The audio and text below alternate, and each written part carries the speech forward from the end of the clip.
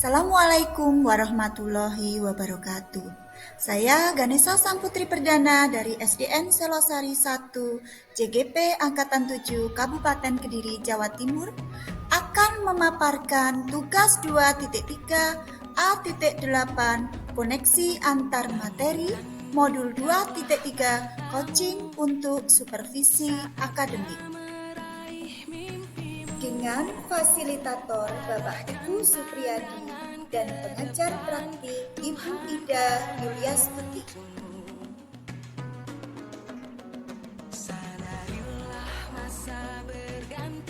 Tujuan pembelajaran khusus dari koneksi antar materi modul 2.3 yaitu calon guru penggerak menyimpulkan dan menjelaskan keterkaitan materi yang diperoleh dan membuat refleksi berdasarkan pemahaman yang dibangun selama modul 2 dalam berbagai media.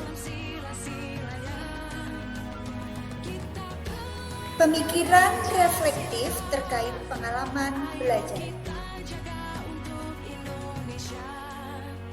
Menurut Grant 1999, coaching adalah sebuah proses kolaborasi yang berfokus pada solusi, berorientasi pada hasil dan sistematis, di mana coach memfasilitasi peningkatan atas performa kerja, pengalaman hidup, pembelajaran diri, dan pertumbuhan pribadi dari coach.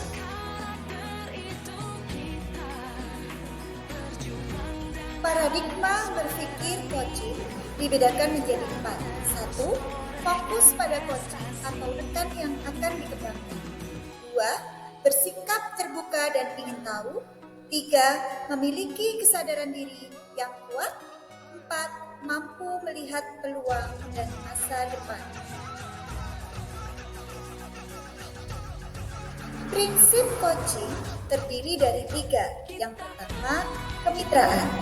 Dalam coaching, posisi coach terhadap coachingnya adalah sebagai mitra, sehingga bisa berpartisipasi. Prinsip coaching yang kedua yaitu proses kreatif. Proses kreatif ini dilakukan melalui percakapan dua arah yang memicu berpikir coaching, memetakan dan menggali situasi coaching untuk menghasilkan ide-ide baru. Prinsip coaching yang ketiga yaitu memaksimalkan potensi. Untuk memaksimalkan potensi dan memberdayakan rekan sejawat, percakapan perlu diakhiri dengan suatu rencana tindak lanjut yang diputuskan oleh rekan yang dikembangkan atau coachee. Coaching dalam konteks pendidikan berdasarkan filosofi Ki Hajar Dewantara, proses coaching sebagai komunikasi antara guru dengan murid. Murid diberikan ruang kebebasan untuk menemukan kekuatan dirinya, dan peran pendidik di sini adalah sebagai pamong yang memberi tuntunan dan memberdayakan potensi yang ada pada murid agar tidak kehilangan arah dan memberikan kekuatan pada dirinya tanpa membahayakan dirinya. Sedangkan coaching dalam konteks pendidikan berdasarkan sistem AMO, seperti yang kita ketahui, sistem AMO Ki Hajar Dewantara ing ngarso Songkulodo ing Matyo Mangunkarso Tuturi Handayani menjadi semangat yang menguatkan keterampilan komunikasi guru dan murid dengan menggunakan pendekatan coaching, yaitu memberdayakan semua kekuatan diri yang ada pada murid. Kompetensi inti coaching yang pertama yaitu kehadiran penuh atau presence, yakni kemampuan coach untuk hadir secara utuh bagi coaching. Kompetensi inti coaching yang kedua yakni mendengarkan aktif, di mana coach yang baik akan mendengarkan lebih banyak dan lebih sedikit berbicara. Lebih berpusat pada diri coachee, yaitu sebagai mitra bicara. Kompetensi inti coaching yang ketiga yaitu mengajukan pertanyaan berbobot, di mana pertanyaan yang diajukan dapat menggali informasi dari coachee. menggugah untuk berpikir, menstimulus coaching untuk memunculkan ide-ide baru dan mampu mengungkapkan emosi. Percakapan berbasis coaching dengan alur Tirta. Tirta merupakan singkatan dari T tujuan, I identifikasi, R rencana aksi, dan TA tanggung jawab. Yang pertama tujuan, yakni coach perlu mengetahui apa tujuan yang hendak dicapai dari coaching. Kemudian identifikasi merupakan proses menggali semua hal yang terjadi pada diri coach. Kemudian R rencana aksi, yaitu coach membantu coach dalam memilih hasil pemikiran. Yang terakhir tanggung jawab merupakan komitmen coach dalam membuat sebuah rencana aksi dan tanggung jawab dalam menjalankannya. Supervisi akademik dengan paradigma berpikir coaching. Pertama, supervisi akademik perlu dimaknai secara positif sebagai kegiatan berkelanjutan yang meningkatkan kompetensi guru sebagai pemimpin pembelajaran dalam mencapai tujuan pembelajaran, yakni pembelajaran yang berpihak pada murid. Yang kedua, beberapa prinsip-prinsip supervisi akademik dengan paradigma berpikir coaching meliputi kemitraan, konstruktif, terencana, reflektif, objektif, berkesinambungan, dan komprehensif. Siklus dalam supervisi klinis pada umumnya meliputi 3 tahap, yakni pra-observasi, observasi, dan pasca observasi. Pengalaman reflektif terkait pengalaman belajar. Yang pertama, emosi yang dirasakan, yaitu mendapatkan pemahaman yang lebih baik tentang coaching untuk supervisi akademik. Kemudian, tertantang untuk memperbanyak praktik coaching dengan murid dan rekan guru. Sedangkan yang sudah baik dan perlu diperbaiki yaitu mendapatkan materi dan sudah dipraktekkan, kemudian mengajukan pertanyaan berbobot kepada coach sesuai kata kunci. Berikutnya, implikasi terhadap kompetensi diri, yakni menambah dan mengoptimalkan kekuatan diri sebagai seorang pendidik dan juga sebagai orang tua yang dapat menjadi sebagai seorang coach bagi orang-orang di sekitarnya. Refleksi analisis untuk implementasi dalam konteks calon guru penggerak. Yang pertama, bagaimana penerapan coaching untuk supervisi akademik, yaitu memberdayakan dan pengembangan kompetensi diri dalam peningkatan performa mengajar. Kemudian juga untuk meningkatkan motivasi atau komitmen untuk meningkatkan kualitas pembelajaran.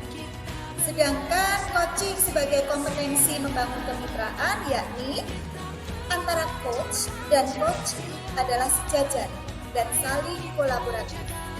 Coaching membangun kesadaran coach dalam melaksanakan rencana aksi. Refleksi analisis untuk implementasi dalam konteks calon guru penggerak. Yang pertama, apa tantangan implementasi coaching di sekolah? Tantangan yang pertama yaitu coach bersikap pasif sehingga komunikasi menjadi lebih bersifat satu arah.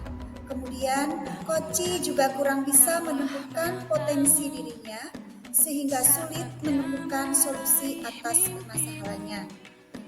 Kemudian yang kedua, bagaimana alternatif solusi untuk tantangan yang ada?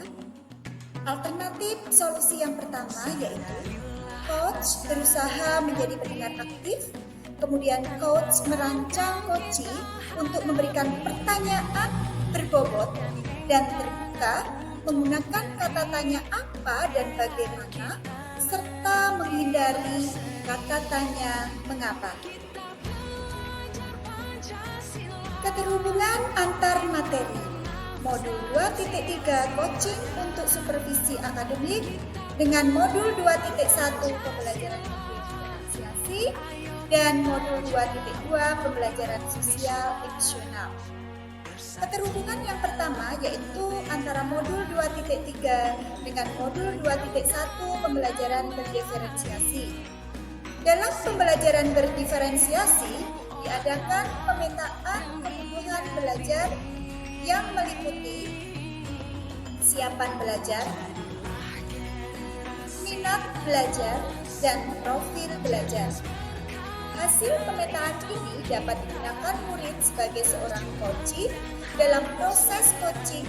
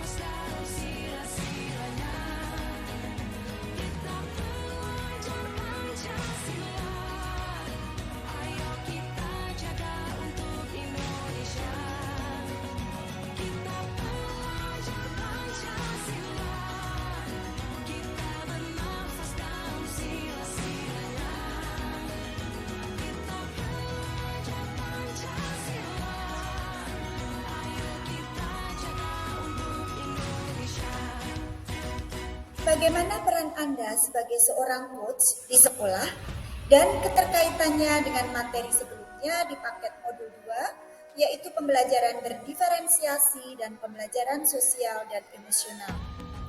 Di dalam kompetensi coaching dan Tirta sebagai alur percakapan coaching, mewajibkan kita sebagai coach untuk dapat melakukan presence atau kehadiran penuh, salah satunya dengan kegiatan stop, mindful listening, dan mindful seeing yang telah dipelajari di modul 2.2, yaitu pada pembelajaran sosial emosional.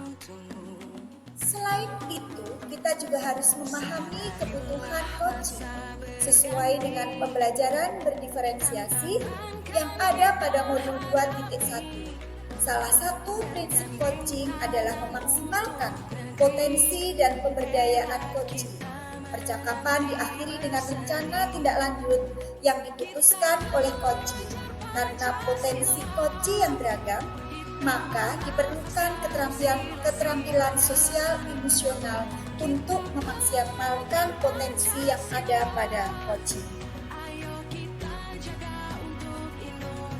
Keterkaitan keterampilan coaching dengan pengembangan kompetensi sebagai pemimpin pembelajaran. Keterampilan coaching dengan pengembangan kompetensi sebagai pemimpin pembelajaran sangat berhubungan erat. Dalam keterampilan coaching yang diawali dengan paradigma berpikir coaching, prinsip-prinsip dalam coaching yang menggunakan tahapan alur tirta bertujuan untuk memberdayakan. Kemudian, sebagai seorang pemimpin pembelajaran, untuk mengembangkan kompetensi dirinya, maka keterampilan coaching sangat perlu untuk dimiliki dan diterapkan.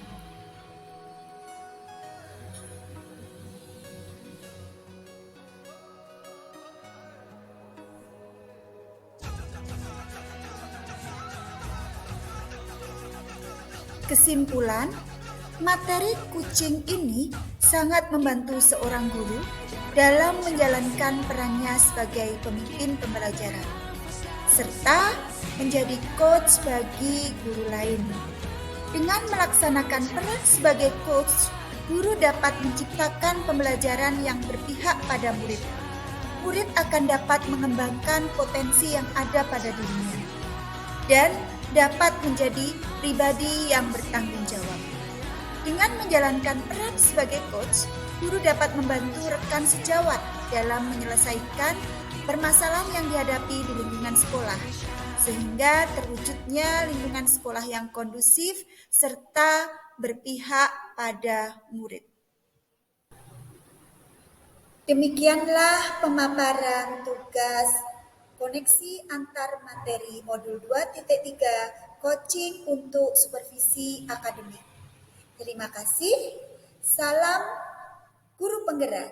Tergerak, bergerak, menggerakkan. Assalamualaikum warahmatullahi wabarakatuh.